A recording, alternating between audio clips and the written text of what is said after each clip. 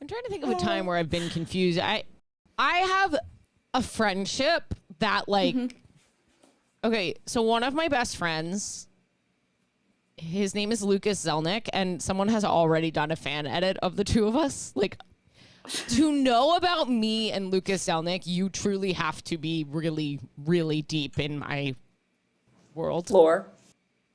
Yeah. And Wait. I can't believe you just name dropped your crush. Lucas opens for me on the road. She's manifesting it. I'm manifesting right now. Lucas opens for me on the road. He is attractive. A lot of women love him from TikTok. He and I are basically the same person. We're very similar. We both grew up in New York City. He's Jewish. We went to similar schools. Gay and disabled. Very similar styles on stage. Very like crowd work, like, you know, I don't want to say aggressive, but like we just really get in there with the crowd, really involved crowd work. And I love him, and he's huge. The dude, every time I catch him with, and we both have small heads. Okay. It's hard for us more to detailed find a than hat. ours, but go on. You do have a small head. It's true. Actually, you talk about having a man crush the same way that straight guys talk about, like, their bros. It is a bromance. It is a full bromance. Yeah. I've never had a bromance before. And it's weird because I am not sexually attracted to him, obviously. Yeah.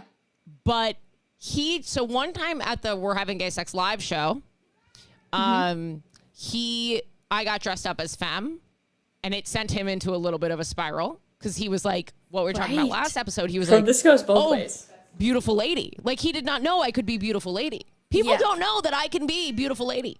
Yes, right. I can be. I believe that.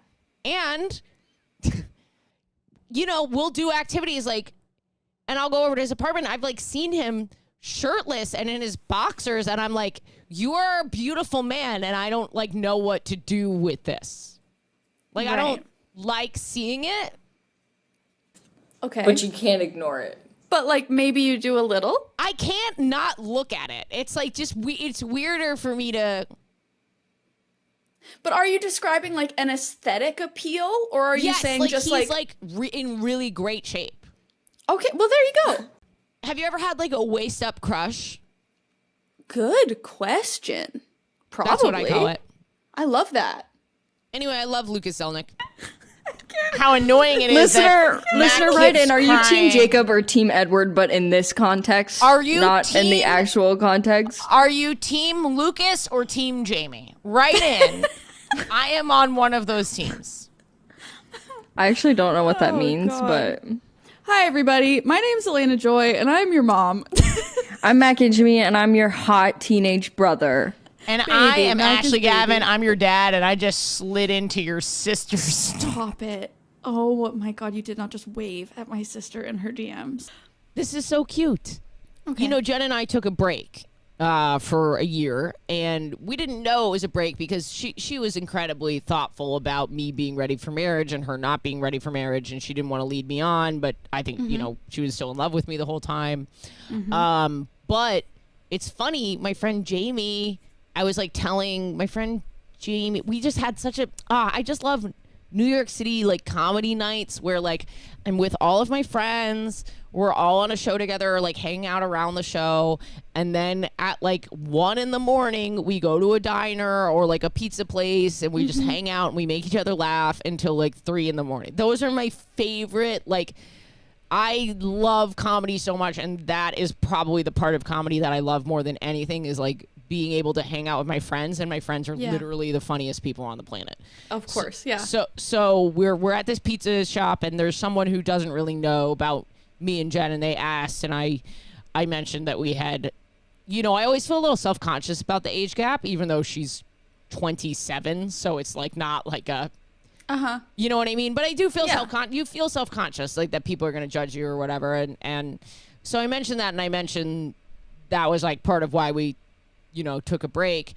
And then my friend Jamie said who just did my podcast, my friend Jamie said the sweetest thing. He goes, yeah, but like you didn't seem worried at all the entire time. You were like, oh, we're going to get back together. There's no question. And I was like, it took me back to that time because I was really sad and lonely, but I also really did like feel that I knew that we would, but you never say that out loud. Did you know or did you manifest it? Exactly.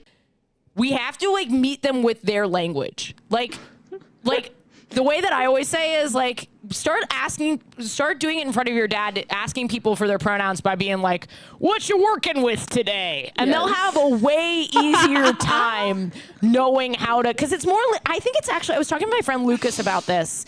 He was like, it's not a philosophical issue, it's a linguistic issue.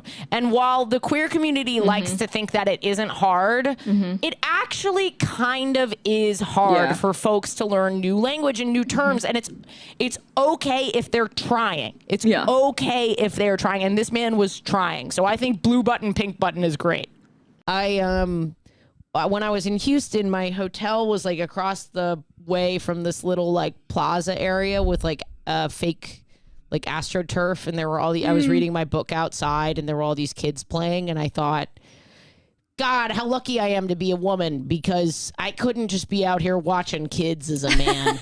That's true. That's so true. That's so true. I was just watching those kids so happy, and then I was like, this is like borderline Ash. You're like, I'm so glad this isn't creepy. Yeah, well, I mean, it is, but like if you knew the joy in my heart, you would, And we grant you, we assume that about you. We give you the benefit of the doubt because of your womanhood.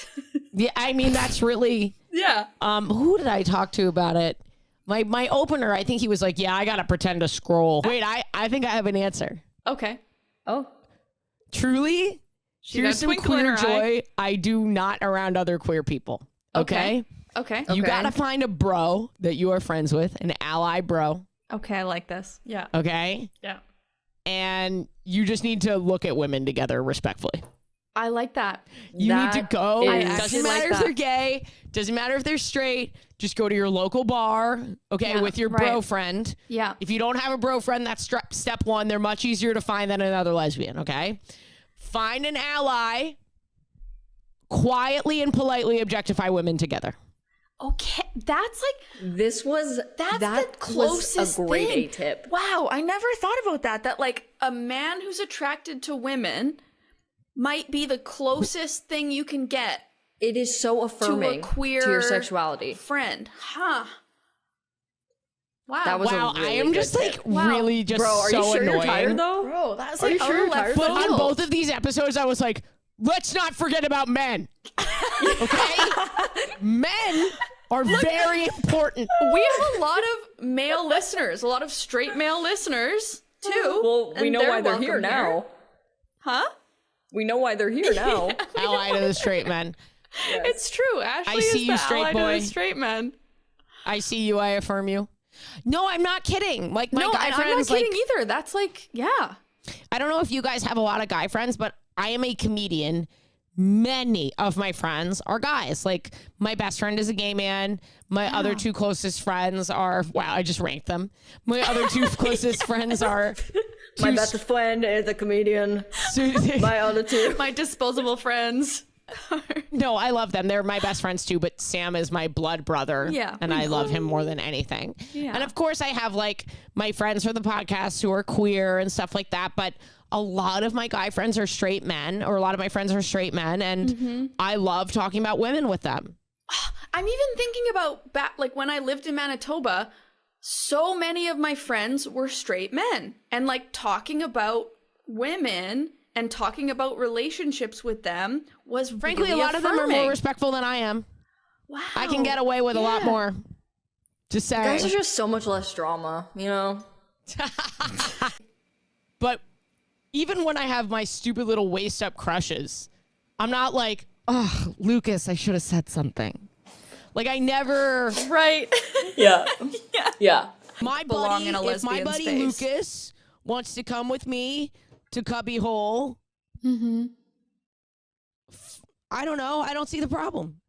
Because I think it's a different story if a queer person are invites. people going to get mad at me about this? I don't know. No, because I think there are people on either side. I'm just trying to think if I agree. Can I advocate for it for a second? Yeah, Sure. talk about it. First of all, there's not going to be an inundation of men, okay? Not all the lesbians, because you guys are pissed about it, so you're not going to invite a man.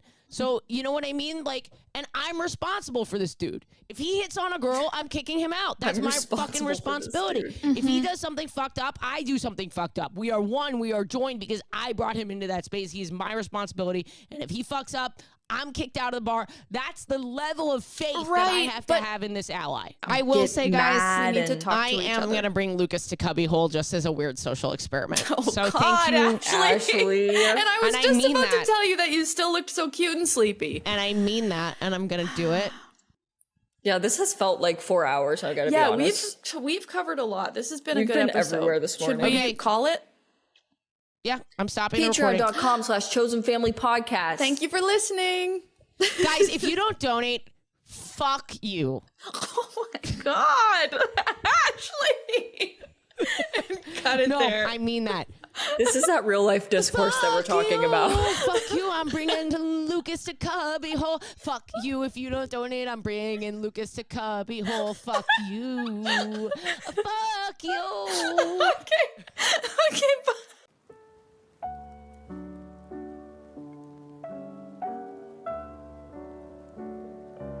It's also fine to like downgrade some of these friendships.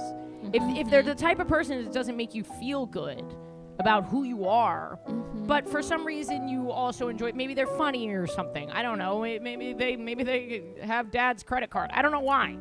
But you can downgrade the You friendship. can download Dad's credit card information. You can get it. Get you can out. steal- GTFO. You can steal their identity. It's no big deal. It's no big deal.